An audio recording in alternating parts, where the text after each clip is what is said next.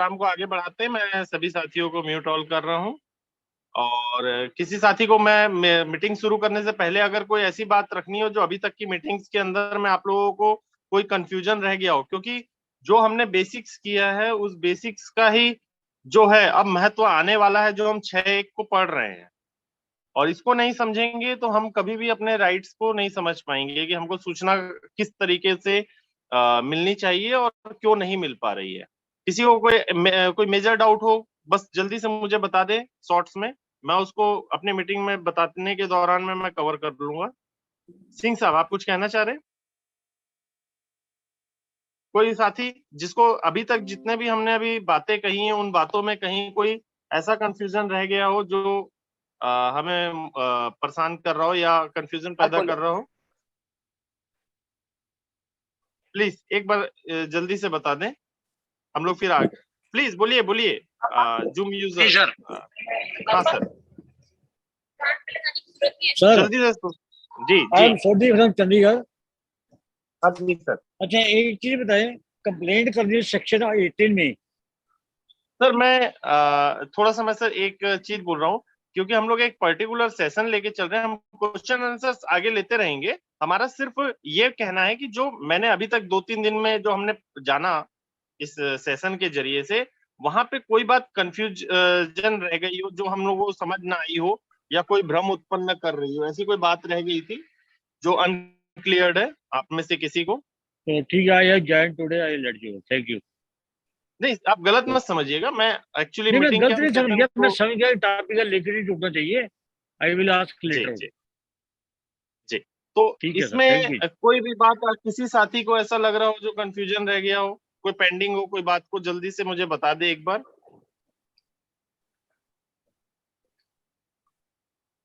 ठीक है, तो हम लोग जो है फिर अपनी मीटिंग्स में आगे बढ़ते हैं। स्क्रीन क्लियर होनी चाहिए। मैं एक बार सबको lower hand and mute all. Okay, ठीक है, हम स्टार्ट करते हैं। गुड मॉर्निंग सभी साथियों को। और आज जो है हम अपने सेक्शन 6.1 पर हम लोग कल समझ रहे थे। हमने जो है अध्याय 2 के सूचना का अधिकार और लोक प्राधिकारियों की बाध्यताएं के उसमें है चैप्टर में। ठीक है, मैं सभी साथियों को, जो कि कल मैं आपको बता चुका था सेक्शन 6.1 के लिए, मैं 6.1 से फिर वापस शुरू कर रहा हूं। उसको फिर से एक बार आप गौर फरमा लें। सभी साथी प्लीज म्यूट रख के कोऑर्डिनेट करें, मुझे अनम्यूट ना करें अपने आप को।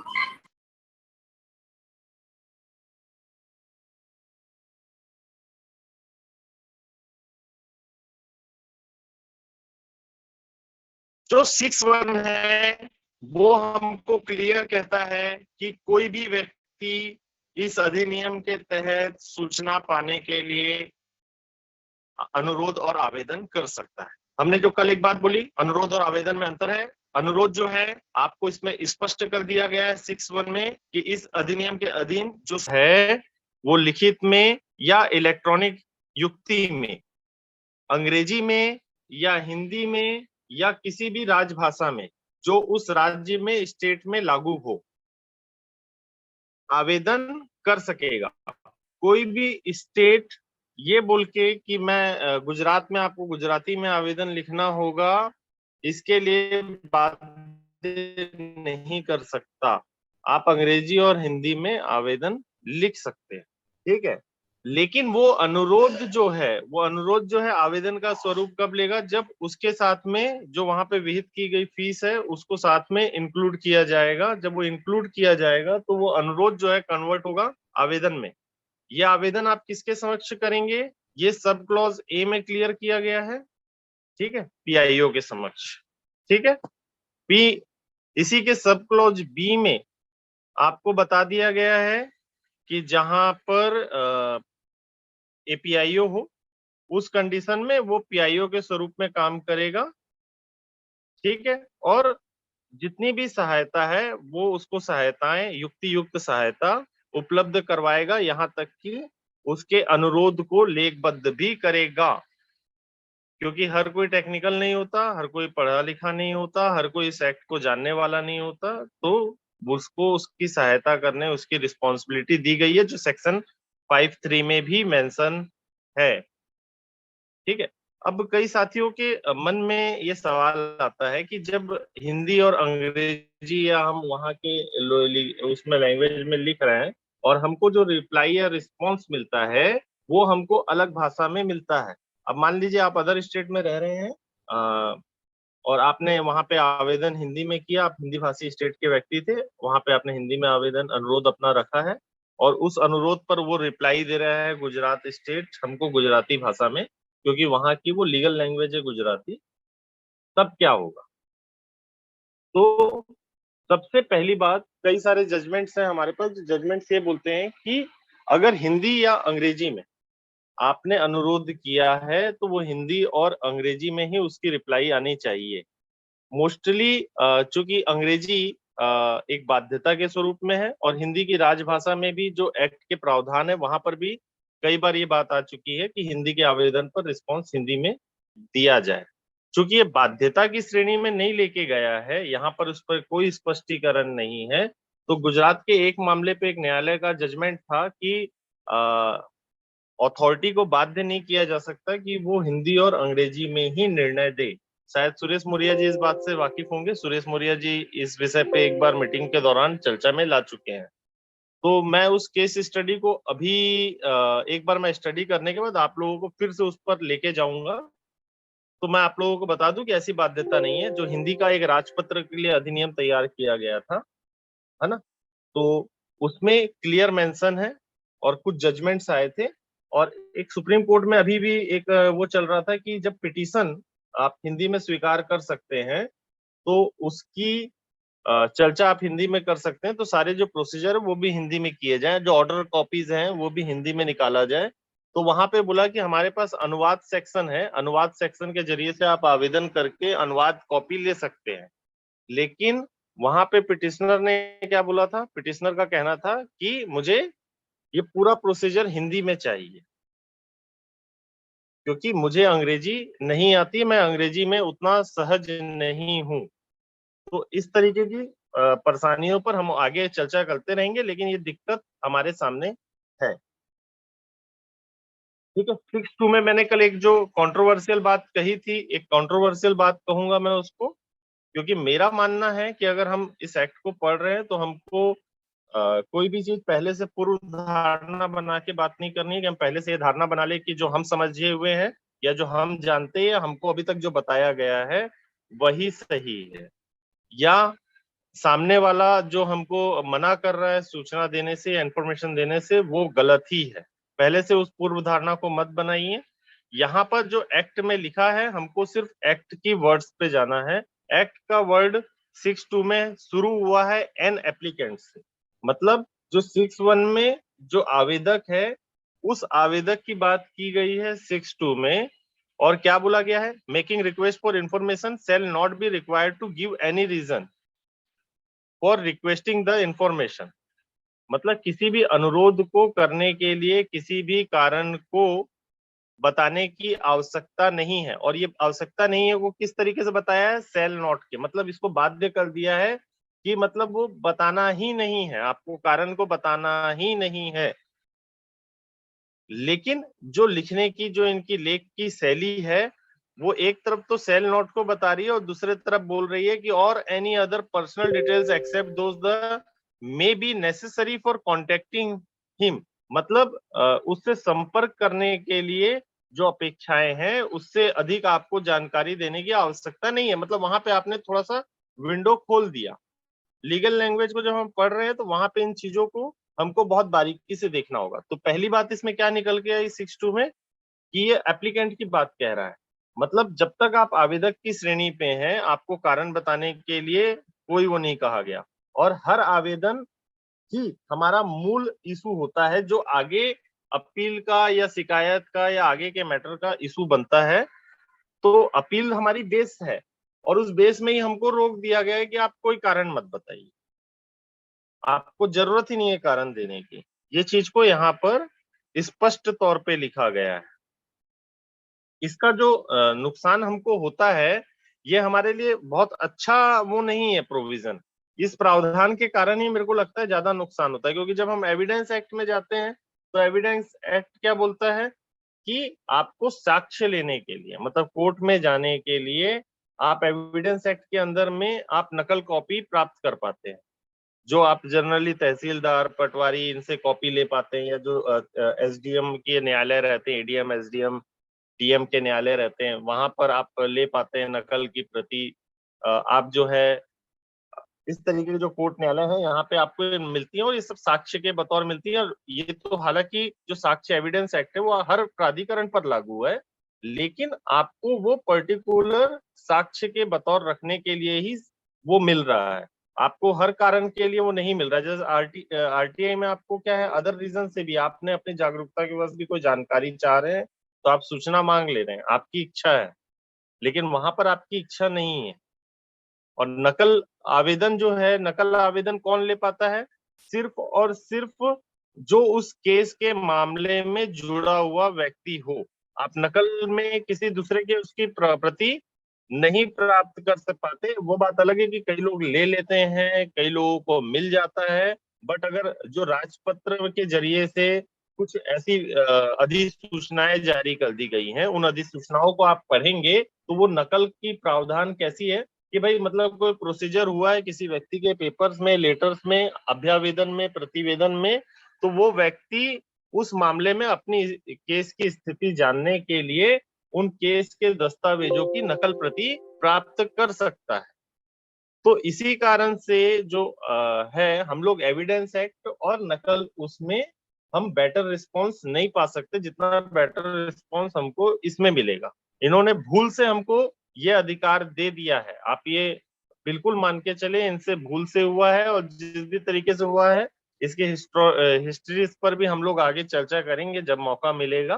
तो जो मेन चीज है, मैं आपको समझाने की यही कोशिश कर रहा हूँ कि आप ये ना समझें कि ये यहाँ पर हमको कारण जो बोला गया है बताने की आवश्यकता नहीं है, ये हमारे लिए वरदान है, ये बल्कि हमारे लिए अभिशाप है। इस एक्ट में ये सबसे कमजोर करता है, हालांकि कुछ हिस्से में फायदा भी देता है, क्योंकि अगर इस कारण को बताने की आवश्यकता नहीं है तो जो सेक्शन 8 में ये हमको डिनाई करते हैं, वहां पर जो पैरामीटर सेट किए गए हैं वो हमारे लिए एक दूसरे में कंट्रोवर्सी पैदा कर रहे हैं, एक दूसरे को विरोधाभासी है। तो इस चीज को हमको समझना पड़ेगा। 6.3 पर हम लोगों ने बात की कल। 6.3 में जब मैंने आप लोगों को स्टार्ट किया तो मैंने क्या बताया कि सबसे पहली बात कि where an application is made to a public authority requesting for an information, मतलब कोई अनुरोध जब किसी पब्लिक अथॉरिटी में बनाकर दिया गया है एप्लीकेशन के, देखिए यहाँ पे वर्ड क्या है, एन एप्लीकेशन, ठीक है, एक आवेदन, इज मेड टू, जो बनाया है किसको, पब्लिक अथॉरिटी को, रिक्वेस्टिंग फॉर एन इंफॉर्मेशन। अब ये एन इंफॉर्मेशन का मतलब आप क्या निकालेंगे, और एक एन है ना, तो ये जो है एक सूचना के लिए बात कह रहा है। आप विशेष तौर पर ध्यान दें, रिक्वेस्टिंग फॉर, आप लोगों को स्क्रीन बराबर दिख रही है ना? मैं स्पॉटलाइट से आपको थोड़ा सा हाईलाइट करके इस बात को दिखाना चाहूंगा कि ये देखिए, ये यहाँ पे देखिए, ये स्पॉटलाइट मैंने वो की है, एन एन इंफॉर्मेशन, ठीक है।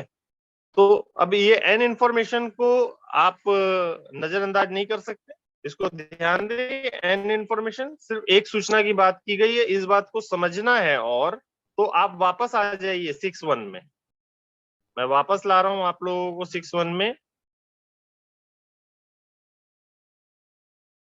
कोई बेवकूफ नहीं है जो उन लोग हम लोगों को मना करते हैं, उनके पास एक रीजन कहीं ना कहीं इस एक्ट में मिले हुए। हमको भी उन रीजंस को तलाशना है जिसमें वो हमारे आवेदन को खारिज ना कर पाए। तो यहाँ पर आप देखेंगे, ए पर्सन, एक व्यक्ति, who desire obtain any information, अब यहाँ पर वर्ड इस्तेमाल किया, कोई इंफॉर्मेशन इस एक्ट के तहत पाना चाहता हो, शेल मेक अ रिक्वेस्ट। ये यहाँ पर अब बात किया गया है ए रिक्वेस्ट का। ये मैंने स्पॉटलाइट को ऑन करता हूं,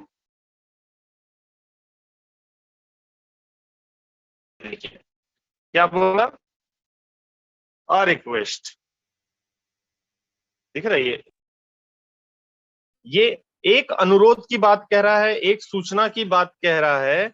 हमारे स्टेट्स में तो बल्कि इसको एक विषय वस्तु एक बोला गया, अभी उसकी भी कंट्रोवर्सी मैं खत्म करूंगा आप लोगों के बीच में, क्योंकि कई स्टेट में ये एक विषय वस्तु करके मना किया जा रहा है सूचना देने से, कि आप सिर्फ एक विषय वस्तु की सूचनाएं मांग सकते हैं।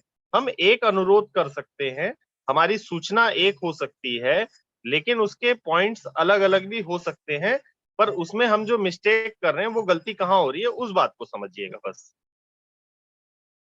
बिना किसी पूर्व धारणा को बनाए बड़े विवेक से सोचिए, नोट कीजिए। मैं सभी साथियों को बोलता हूँ अपना कॉपी पेन नोट रखें अपना साथ में। ये वीडियो ऑनलाइन हो रहा है, लेकिन फिर भी हम लोग इसको अभी प्रसारित नहीं किए हैं। इसके पीछे सिर्फ एक ही लॉजिक है कि आप पहले समझ लें, क्योंकि आप जब तक पूरा नहीं समझेंगे तो आप चीजों को एक दूसरे के साथ जोड़ नहीं पाएंगे, और अधूरी समझ से होगा ये कि आप जो मैं बताना चाह रहा हूं उसके महत्व को कम कर देंगे या उसमें कहीं गलती कर देंगे। तो हम यहाँ पर आ गए, एक बात हो गई हमारी, हमने रख दी कि वहां पे 6.1 में एक अनुरोध की बात किया है, 6.3 के स्टार्टिंग में एक सूचना की बात किया है, फिर उसके बाद उसका सब क्लॉज 1 जो रोमन आई में है, 1 में है, उसमें आप देखिए वो क्या लिख रहा है, which is held by another public authority. मतलब या तो सूचना के लिए कोई अनुरोध जो प्राप्त होता है वो किसी अन्य पब्लिक अथॉरिटी में धारित हो। तो मैंने उसके बारे में बताया, जैसे मान लीजिए कि आपने कोई सूचना मांगी किसी स्कूल में संबंध में, और वहां पर स्कूल के संबंध में ये बात थी उस अनुरोध में कि वहां पे बच्चों की कोई मेडिकल चेकअप हुई थी। तो जो अथॉरिटी है उसको ये लगता है जो मेडिकल चेकअप से रिलेटेड इश्यूज था वो स्वास्थ्य विभाग से जुड़ा हुआ इशू था, और उसके सारे डॉक्यूमेंट स्वास्थ्य विभाग में हैं, वो उसके से संबंधित थे, वो शिक्षा विभाग में नहीं है। तो जब उसको ये लग रहा है कि भाई वो नहीं है, तो वो ये निर्णय लेगा आगे, जो 6.3 का निर्णय है अपन पढ़ेंगे। तो ऐसी स्थिति जब उत्पन्न होगी तब यहाँ पर फिर से ध्यान रखेंगे कि यहाँ पर सिर्फ हेल्ड बाई की बात की गई है, जो धारित है, यहाँ पर अंडर द कंट्रोल की बात नहीं की गई है। ठीक है। 6.2 6.2 क्या बोल रहा है, the subject matter of which is more closely connected with the function of another public authority। अब यहां पर बात शुरू की गई है सब्जेक्ट मैटर से। ठीक है। सब्जेक्ट मैटर, सब्जेक्ट का मतलब विषय, मैटर का मतलब मामले। लेकिन जब हिंदी का हम पर्यायवाची हिंदी में देख रहे हैं उसका अनुवाद, तो वो लिखा हुआ है विषय वस्तु। मैटर का अर्थ वस्तु से निकाला गया है, जो कि कंफ्यूजन क्रिएट करता है जब भी किसी स्टेट में एक विषय वस्तु बोलकर सूचना देने से मना की जाती है। तो मैटर मतलब होता है मामला, हर साथी समझ रहा है इस बात को।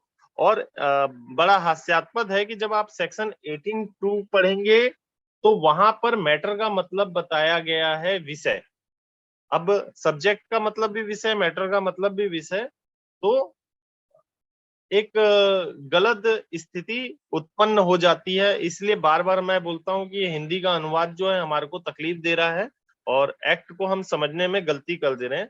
पर मुश्किल ये है कि सब हम हिंदी भाषी हैं, और हमारी जो शिक्षा है वो इतनी अच्छी नहीं है कि हम अंग्रेजी को कंप्लीटली समझ सके, पढ़ सके, बोल सके, उपयोग में ले सके। तो हम जो है दोनों को इसीलिए साथ में रखकर पढ़ रहे हैं, ताकि जहां पर हमसे गलती हो रही थी हिंदी में पढ़ने में, वो गलतियों को हम सुधार सकें। क्योंकि एक एक छोटे छोटे शब्दों के अंदर में ही पूरे उसमें खेल हो रहे हैं और हमें नुकसान हो रहा है। बहुत ही ध्यान दीजिए, हर एक शब्द का महत्व है। लॉ को अगर आप पढ़ रहे हैं तो उसको बड़े इत्मीनान से पढ़ना पड़ेगा, टुकड़े करके पढ़ना पड़ेगा, एक एक शब्द के कंटेंट को, उसके अर्थ की व्यापकता को समझते हुए करना पड़ेगा। जो इस एक्ट में परिभाषित है उसको किसी अनदर तरीके से परिभाषा उसकी नहीं खोजनी है। जो इस एक्ट में परिभाषित नहीं है शब्द, वो किसी अगर अदर विधान में परिभाषित है तो उसको मान्य किया जाएगा। अगर वो अनदर एक्ट में भी परिभाषित नहीं है, किसी जजमेंट में परिभाषित है, और वो जजमेंट आपके राज्य के हाई कोर्ट का है या फिर देश के सुप्रीम कोर्ट के निर्णय में परिभाषित है, तो वो भी एक तरीके से मान्य है। लेकिन मैं बार बार एक ही चीज बोलता हूं कि जब भी कोई एक्ट बनता है, उस एक्ट पे कोई भी जो प्रावधान होते हैं, उस प्रावधान पे कोर्ट जो है दोनों तरीके के डिसीजंस देती है। अच्छे भी देती है, बुरे भी देती है, आपके हक में भी देगी, फेवर में भी देगी और आपके विरुद्ध में भी देगी।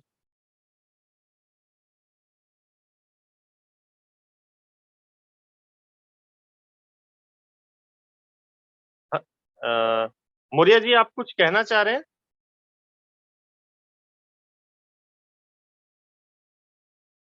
ठीक है, तो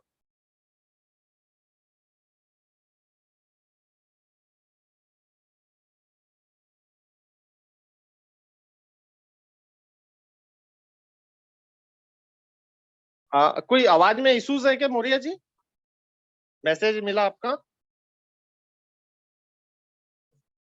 मौर्य जी एक बार आप बोलिए। अच्छा, रामेश्वर जी अपना वीडियो बंद कीजिए। रामेश्वर जी प्लीज आप कोऑर्डिनेट करें, सभी साथी अपना वीडियो भी बंद करके रखें। यहाँ पर वीडियो की नीड नहीं है। Okay, sorry for disturbing.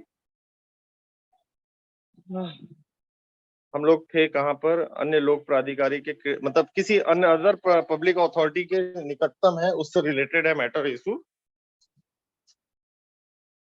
और ये जो विषय वस्तु की बात की गई, तो हमको विषय मामला, अब विषय मामले का मतलब क्या होता है, लॉ के एंगल से देखेंगे विषय मामला। मतलब मान लीजिए कि कोई योजना है, कोई स्कीम है, या कोई आपके अभ्यावेदन पर कोई प्रक्रिया चल रही है, तो वो एक विषय बन गया जो आप लोग जनरली सब्जेक्ट के तौर पे किसी अभ्यावेदन में शुरुआत होती है। किसी भी जब नोटिंग बनती है, तो नोटिंग का एक सब्जेक्ट होता है, वो उसका सब्जेक्ट हो सकता है। वो सब्जेक्ट एक छोटे से मामले के लिए भी हो सकता है और एक बड़े मामले के लिए भी हो सकता है। हो सकता है कि बहुत सारे कंप्लेन उस डिपार्टमेंट में आते हैं, जैसे कलेक्ट्रेट है, वहां पे बहुत सारी कंप्लेन्स आती है, वो शिकायत शाखा ही उसके लिए बनी हुई है। लेकिन शिकायत शाखा के लिए हर व्यक्ति की कंप्लेन एक इंडिविजुअल कंप्लेन भी हो सकती है, और उस पूरे कंप्लेन को अगर समाज एक रूप में देखे, संप्रेषित करते हुए देखे, तो वो सब एक साथ भी हो सकती है।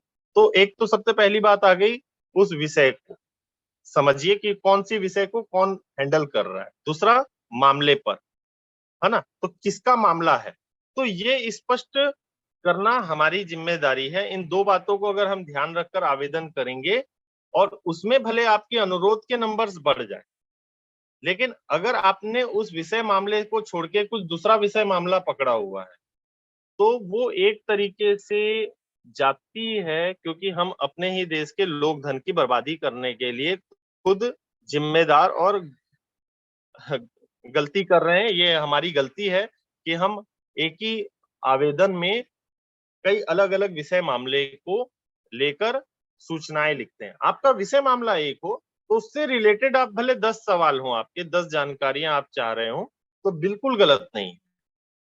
लेकिन अगर विषय मामला बदल जाए, अब मान लीजिए कि एक पब्लिक अथॉरिटी है, उस पब्लिक अथॉरिटी में आपने, जैसे अभी शिक्षा की बात कर रहा था, आपने शिक्षा के टॉपिक पे ही बात की, बच्चों के मेडिकल के टॉपिक पे ही बात की, ठीक है। आपने उसी में एक आरटी के निशुल्क शिक्षा वाला भी आपने मैटर देखा, आपने स्कॉलरशिप का भी मैटर के लिए बोल दिया, आपने समग्र शिक्षा की भी बात कर दी, आपने प्रौढ़ शिक्षा की भी बात कर दी। तो इनके सबके अलग अलग खंड बटे हुए हैं, अलग अलग डिवीजन बटे हुए हैं। तो एक ही आपने आवेदन में अगर अलग अलग बहुत सारे विषय मामले ले लिए हैं, तो भी वो टेक्निकली गलत है। हम कई लोग बोलते हैं कि भाई एक पब्लिक अथॉरिटी से है, वो 10 सवाल है, तो क्या हो गया? अरे भाई 10 सवाल है, उसमें से 2 के जवाब आपको दे दिया, 2 के जवाब नहीं मिलते हैं, तो आपकी आवेदन क्यों खारिज होती है, वो मैं आपको बताऊंगा। आप लोग जो है ना, 7-5 को, 7-6 को बहुत गलत तरीके से लोग इंटरप्रेटेट करते हैं। इतना गलत इंटरप्रेट करते हैं कि मैं एकदम हैरान हूं। हम लोग सिर्फ क्या होता है ना कि सुन लेते हैं, और सुन लेते हैं, जो समझ लेते हैं, या जो प्रचलन में व्यवस्था रहती है, या हम किसी कार्यालय में जा रहे हैं, वो कार्यालय में जिस तरीके का अधिकारी का वो है, तो एक व्यवस्था में चलते चलते हम उसी व्यवस्था को ही अपनी प्रावधान मान लेते हैं, लेकिन एक्ट में जो लिखा है उसको हम छोड़ देते हैं। तो यही कारण है कि एक्ट कमजोर तरीके से हम प्रेजेंट करते हैं तो हमारे राइट्स भी कहीं ना कहीं कमजोर हो जाते हैं। तो आप एक्ट में जो लिखा है वही बात हमको करनी है, वही बात हमारे लिए फाइनल है। इस बात को ध्यान रखें। आपसे कोई बोलेगा तो आप बोल सकते हो भाई ये तो लिखा हुआ है, मैं अपने मन से थोड़ी बोल रहा हूँ। अब वहां पे क्या बोल रहा है, वहां वह लोक प्राधिकारी जिसको ऐसा आवेदन किया गया है, ऐसे आवेदन या उसके भाग को जो समुचित हो उस अन्य लोक प्राधिकारी को अंतरित करेगा। ऐसे अंतरण के बारे में आवेदक को तुरंत सूचना देगा। यहाँ पे देखिए तीन बातें आ रही हैं, एक ही पैरा है ना, उस एक पैरा में तीन बातें बाहर निकल के आ रही हैं। पहला कि वहां वह लोक प्राधिकारी, मतलब यहां पर जन सूचना अधिकारी की बात नहीं की गई है, यहाँ पे बात की गई है लोक प्राधिकारी की। अब लोक प्राधिकारी का मतलब हम लोग पहले ही डिफाइन कर चुके हैं कि लोक प्राधिकारी का मतलब पब्लिक अथॉरिटी, और मैं उसे एक कंप्लीट इंफ्रास्ट्रक्चर के तौर पे देखता हूं जहां पे पब्लिक अथॉरिटी के अंदर में काम करने वाला हर एम्प्लॉय, उसकी पूरी मैकेनिज्म, उसकी पूरे फंक्शंस, उसके पूरे मशीनरीज और बिल्डिंग सब मिलकर वो एक पब्लिक अथॉरिटी बनता है ना। ये बात अलग है कि उस पब्लिक अथॉरिटी को हेड या लीड करने वाला जो व्यक्ति होगा, जो सबसे वरिष्ठ व्यक्ति होगा, उसकी जिम्मेदारी होती है कि वो ऐसी व्यवस्थाएं बनाकर रखे कि वो एक्ट जो है इनेक्ट रहे, वो लागू रहे, वो अधिनियमित रहे, वो सारे प्रावधान पूरे होते रहे। अगर वो नहीं किया है तो निश्चित तौर पे उसने गलती की है। लेकिन हमारे पास समस्या क्या है कि इस एक्ट में जो परिभाषा पब्लिक अथॉरिटी के लिए बताई है वो पूरे पब्लिक अथॉरिटी के एस्टेब्लिशमेंट पर बताई। वो परिभाषा में उसके ज्येष्ठ व्यक्ति को जिम्मेदार नहीं ठहराया है। पूरे पब्लिक अथॉरिटी के लिए इस एक्ट को प्रावधानित करने के लिए, काम करने के लिए दो ही लोगों को बताया गया है। दो नहीं, तीन बोल सकते हैं आप, पीआईओ, एपीआईओ और फर्स्ट अपीलेंट अथॉरिटी। ठीक है, मतलब ऐसे तो जिम्मेदारी तीन लोगों को दी गई है। मुख्य जिम्मेदारी जन सूचना अधिकारी के पास है, लोक सूचना अधिकारी के पास है, पीआईओ के पास है। ठीक है, बट यहाँ पर बात की गई है लोक प्राधिकारी की। तो जब पहली बात लोक प्राधिकारी की बात की गई है कि निर्णय कौन लेगा, लोक प्राधिकारी लेगा। अब मान लीजिए कि जन सूचना अधिकारी के पास आपका अनुरोध पहुंचा, उसने क्या किया, उसको लगा कि शिक्षा विभाग में ये जो मामला है मेडिकल चेकअप का, वो वहां के प्रिंसिपल हेड देखते हैं, उन्होंने प्रिंसिपल को वो लेटर फॉरवर्ड कर दिया। अब प्रिंसिपल उस समय क्या हुआ, वो जन सूचना अधिकारी बन गया।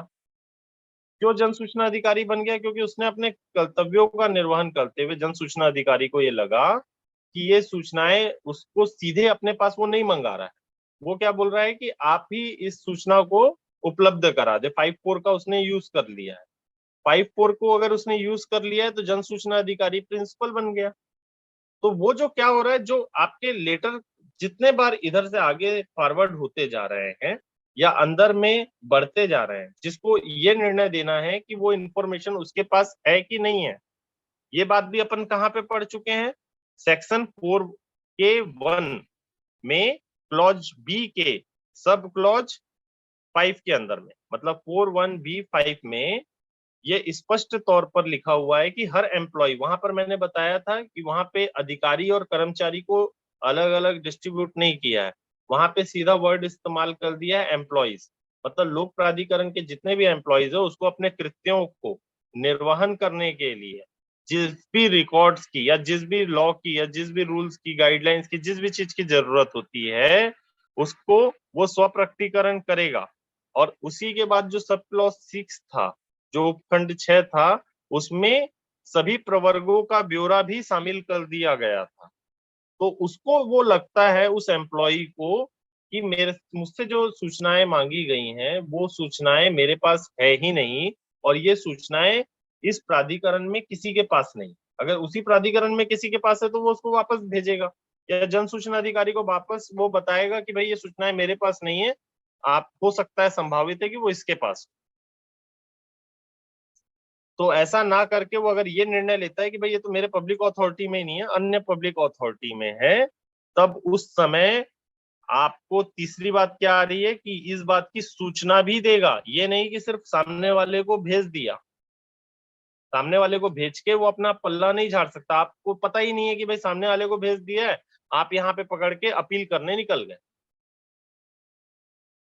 जनरली केसेस में क्या होता है, हम लोग ये देखते हैं कि भाई हमने आवेदन किया, 30 दिन 35 दिन तक 40 दिन तक इंतजार किया, कोई रिस्पॉन्स रिप्लाई नहीं मिला हमें, और हमने इस ग्राउंड पर अपील कर दी या शिकायत कर दी कि वो तो सामने वाले ने हमें समय पे सीमा में सूचना नहीं दी।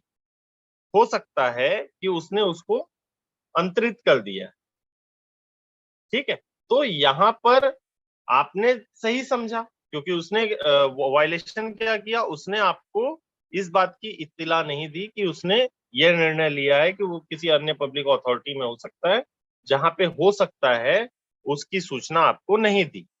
और इसको सूचना खाली नहीं देना था। अब इसके बाद आता है परंतु, जो इसकी प्रोवाइडेड है, यहाँ पे क्या लिख रहा है कि उसको यथाशीघ्रता से, यथासाध्य शीघ्रता से उसको क्या करेगा, अंतरित करेगा। ये क्या है, बाइंडिंग है। अगर अंग्रेजी पढ़ेंगे, यहाँ पर लिखा हुआ है shall be made as soon as practicable, मतलब जो वास्तविकता में जो पॉसिबल हो वहां तक, but is no case later than 5 days, 5 दिन से, मतलब जिस दिन आवेदन की प्राप्ति हुई है उसके 5 दिन के बाद वह एप्लीकेशन फॉरवर्ड नहीं किया जाएगा।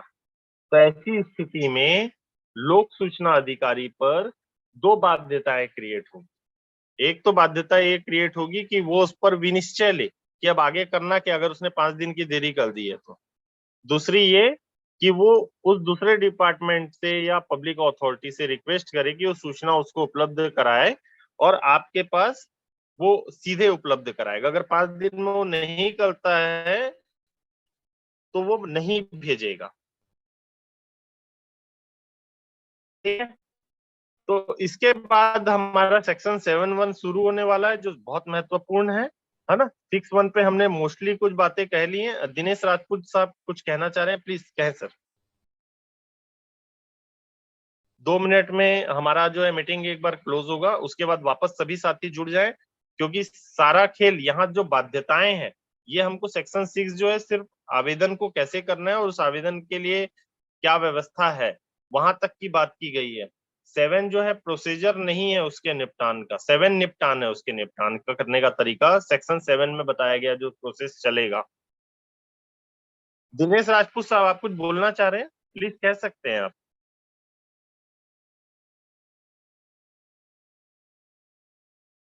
प्लीज, दिनेश राजपूत जी। श्रीमान जी, सभी साथियों को नमस्कार। हाँ जी, कहें सर। श्रीमान जी, मैंने एक जनपद शिक्षा केंद्र में 17/6/2022 को एक आरटीई लगाई थी। सर हम लोग जो है क्वेश्चन आंसर अभी नहीं लेंगे, क्वेश्चन आंसर जो है हम लोग बाद में लेंगे। मेरा सिर्फ जो है इस टॉपिक से रिलेटेड, अगर आपको कोई चीज या कोई शब्द या कोई सेंटेंस या कंटेंट्स आपको समझने में दिक्कत हुई हो, उस पर आप बोलिए जी जी जी प्लीज। जी जी जी जी, आगे बढ़ाए सर जी, आगे बढ़ाए जी। नहीं, आप गलत मत समझिएगा, हम लेंगे इसको, लेकिन क्या नहीं है, हम नहीं लोग नहीं एक नहीं पर्टिकुलर एक वो कर रहे हैं। नहीं नहीं नहीं तो जी मैं आप जी जी लोगों का, जी जी। जी, ओके। ताराचंद जी, आप कुछ कहना चाह रहे हैं? ताराचंद जी, आप कुछ कहना चाह रहे हैं? मेरे पास 1 मिनट है। हम नेक्स्ट सेशन में जो है सेक्शन 7 पर हम लोग डिस्कशन करने जा रहे हैं। बहुत महत्वपूर्ण है सेक्शन वो 7।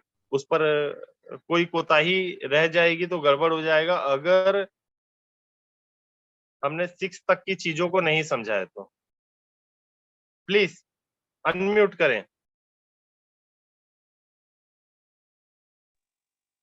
हेलो। हाँ बोलिए ताराचंद जी। इसमें लिखा है, किंतु किसी भी दशा में आवेदन प्राप्ति की तारीख से 5 दिनों के पश्चात, मतलब 5 दिन बाद जो है आवेदन का अंतरण नहीं किया जा सकता है क्या? नहीं किया जा सकता। अगर हम एक्ट के हिसाब से चलेंगे तो बिल्कुल नहीं कर सकता।